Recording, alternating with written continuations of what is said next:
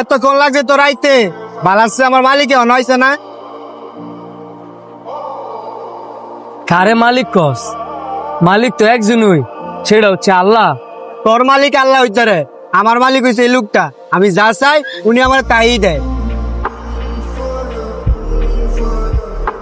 আরে তুই সব কি কইতেছ? তুই যে লোকটারে মালিক মানস, ওই লোকটার মালিক তো আল্লাহ। আর আল্লাহ পাক যদি ওই লোকটারে না দিত, তাহলে ওই লোকটা তোরে দিল কেমনে? আরে তুই যে আল্লাহ পাকের সাথে অন্য কারোর তুলনা দিতেছস, এটা তো শিরক করা হইতাছে।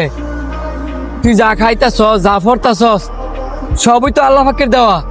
আল্লাহ পাক যদি সবই দিয়ে দেয় তাহলে তোর আর আমার এই অবস্থায় কি লেগিয়া? আল্লাহর কাছে শাসে দিহি দিহি তোরা বড় লোক বানাই দেয়নি, তোর সামনে খাবার এনে দেয়নি। তোরে বুঝানোর মতো না, কিন্তু একদিন তোর এই ভুলটা ঠিকই ভাঙবো।